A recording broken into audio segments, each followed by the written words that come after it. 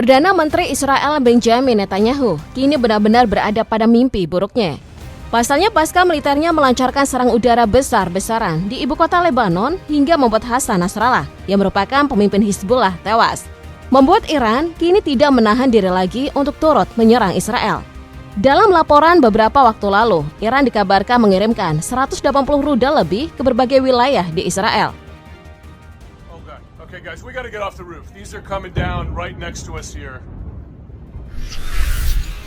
Serangan ratusan rudal tersebut dikabarkan diperintahkan langsung oleh pemimpin tertinggi Iran, yakni Ayatollah Ali Khamenei, untuk membalas semua perbuatan Israel di Lebanon, termasuk pembunuhan Ismail Haniyeh di Teheran.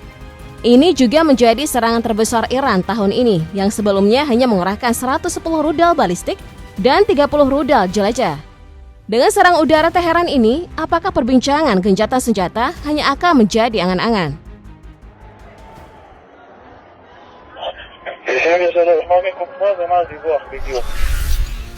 Seperti yang kita ketahui bahwa Iran sejatinya telah lama menahan diri untuk melancarkan serangan pasca pemimpin Hamas dibunuh oleh Israel pada saat berkunjung ke Teheran.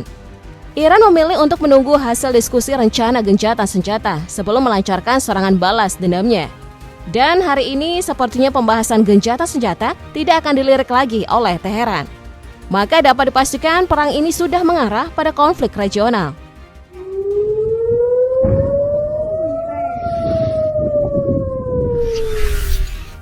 Menurut pihak militer Israel, sistem pertahanan udaranya telah mencegah sebagian dari rudal yang diluncurkan oleh Teheran. Sedangkan Iran's Islamic Revolutionary Guard Corps atau disingkat IRGC mengatakan bahwa 90% rudal yang diluncurkannya telah mengenai sasaran di Israel. Pihak IRGC juga menambahkan bahwa rudal hipersonik telah digunakan Teheran untuk pertama kalinya.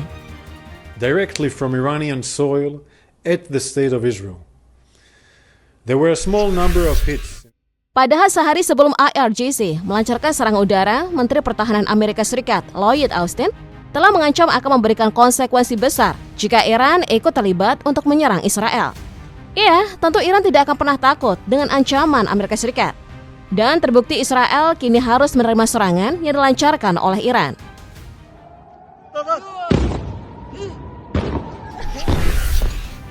Kendati demikian, Presiden Amerika Serikat Joe Biden menegaskan kembali dukungan negeri paman Sam itu terhadap Israel setelah serangan rudal tersebut. Tidak hanya itu, ia telah memerintahkan pasukannya di wilayah tersebut untuk membantu pertahanan Israel dan menembak jatuh rudal Iran. Sementara Menteri Pertahanan Amerika Serikat mengutuk serangan Iran yang menurutnya adalah sebuah tindakan agresi keterlaluan oleh Teheran. I'm more aware than you might know and I'm comfortable with them stopping. We should have a ceasefire now. Thank you. Lalu bagaimana dengan tanggapan Perdana Menteri Israel satu ini? Netanyahu tentu menegaskan bahwa Iran telah melakukan kesalahan besar dan akan membayar semua serangan itu. Tidak hanya itu, juru bicara pasukan pertahanan Israel juga membeberkan bahwa mereka punya rencana untuk membalas serangan yang dilancarkan oleh Teheran. Mendengar hal tersebut, pihak IRGC pun mengatakan bahwa respon Teheran akan lebih menghancurkan dan merusak jika Israel membalasnya. Jadi apakah Israel akan memilih kehilangan harga diri atau melakukan pembalasan yang akan berdampak pada konflik lebih besar lagi? אזרחי ישראל, בפתח דבריי אני שולח תנחומים למשפחות נרצחי הפיגוע. Hal yang perlu disadari oleh Netanyahu beserta jajarannya adalah melawan Irak tidak sama seperti menghadapi kelompok-kelompok militan. Iran memiliki persenjataan yang jauh lebih mumpuni dibandingkan kelompok militan di seluruh wilayah Timur Tengah. Sehingga jika Israel memilih untuk berkonfrontasi dengan Iran, maka mereka membutuhkan lebih banyak persenjataan dan juga pasukan. Karena jika tidak, negara tersebut akan kewalahan dengan serangan Teheran.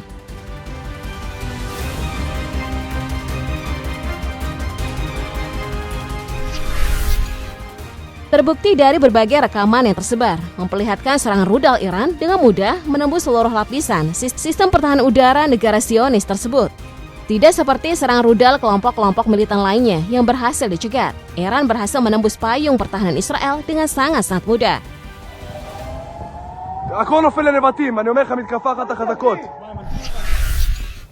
Di wilayah lain, beberapa orang juga sempat merekam pemandangan hujan rudal milik Israel, membuat ledakan cukup besar hingga menghasilkan cahaya cukup terang. Dengan kata lain, Israel berhasil tertembus oleh serangan rudal milik Iran.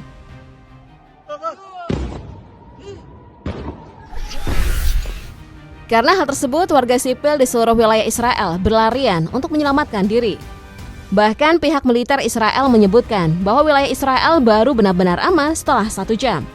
Membuat beberapa warga sipil terjebak selama 1 jam di dalam tempat pengungsian.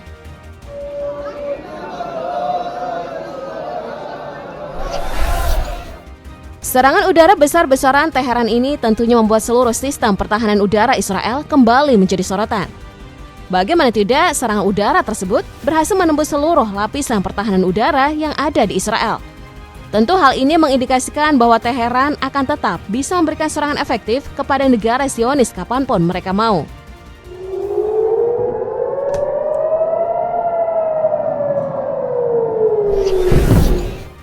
Beberapa pengamat menduga jika Israel diserang menggunakan rudal balistik buatan Iran bernama Shahab-3.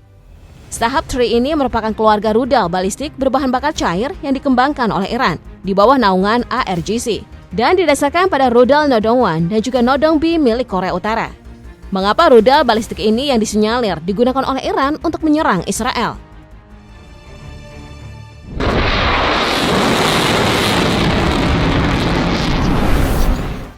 Seperti yang kita ketahui bahwa jarak antara Iran dan Israel mencapai 1.800 km lebih. Sedangkan rudal balistik Shahab-3 ini memiliki jangkauan serangan sejauh 2.000 km. Dengan begitu, Iran lebih dari bisa untuk menyerang Israel menggunakan rudal balistik ini. Selain itu, dengan diameter mencapai 1,2 meter, membuat Shahab-3 ini mampu membawa hulu ledak sebanyak 1.200 kg. Kemampuan tersebut memberikan kemampuan Shahab-3 untuk membawa 5 unit hulu ledak yang bisa dikerahkan ke berbagai titik berbeda.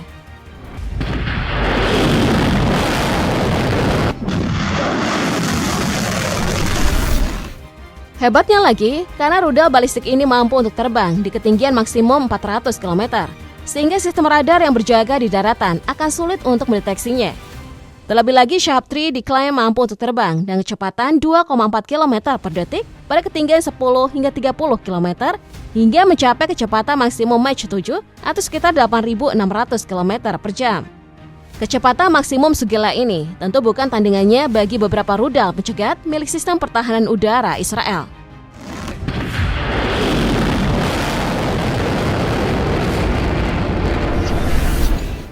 Sayangnya Shahab-3 memiliki satu kekurangan yang tentunya sangat mempengaruhi pengoperasiannya. Kekurangannya adalah tingkat akurasinya. Beberapa sumber menyebutkan bahwa ketepatan tembakannya seluas radius 2.500 meter. Dengan tingkat keakuratan sebesar itu, tentunya akan cukup sulit untuk menyasar target secara tepat sasaran. Maka dari itu, ARGC mengerahkan rudal balistik tersebut dalam jumlah besar untuk mengatasi kelemahan dari Shahab-3.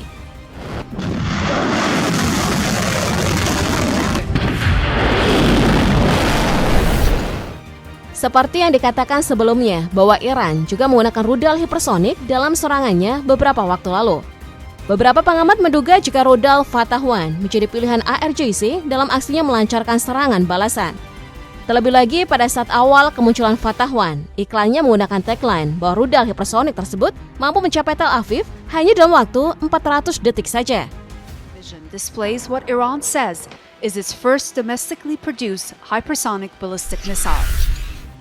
Perlu kalian ketahui bahwa kehadiran Fatah-1 di ARGC disebut sebagai sebuah lompatan generasi besar bagi dunia militer, terutama Iran. Karena pihak militer Iran mengklaim bahwa rudal hipersonik ini memiliki kecepatan tinggi dan dapat bermanuver baik di bawah maupun di atas atmosfer bumi. Dan ditemukan bahwa Fatah-1 mampu menembus kecepatan maksimum hingga Mach 13 hingga 15 atau sekitar 4.400 hingga 5.100 km per jam. 2 kali lebih cepat dari rudal balistik Shahab-3 yang sebelumnya kita bahas.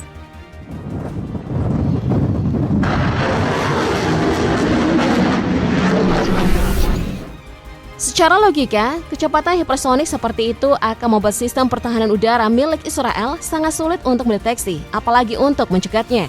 Terlebih lagi dalam laporannya, pihak ARGC juga membeberkan bahwa Fatah-1 membawa hulu ledak seberat 350 hingga 450 kg. Yang tentunya akan memberikan daya ledak besar pada target. Maka tidak heran jika ledakan cukup besar terjadi di berbagai wilayah Israel.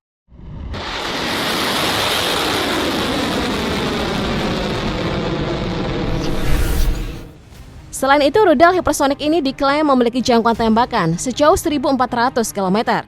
Dengan kata lain, ARGC harus berada lebih dekat dengan Israel untuk mengarahkan Fatah 1 ke Israel. Tapi untuk lebih mudahnya, ARGC bisa mengarahkan Fatah 1 yang telah di-upgrade. Rudal hipersonik tersebut bernama Fatah 2. Fatah 2 sendiri memiliki jangkauan tembakan sejauh 1.500 km dan diklaim memiliki kemampuan bermanuver lebih baik daripada pendahulunya, serta memungkinkannya mencapai sasaran tanpa terdeteksi.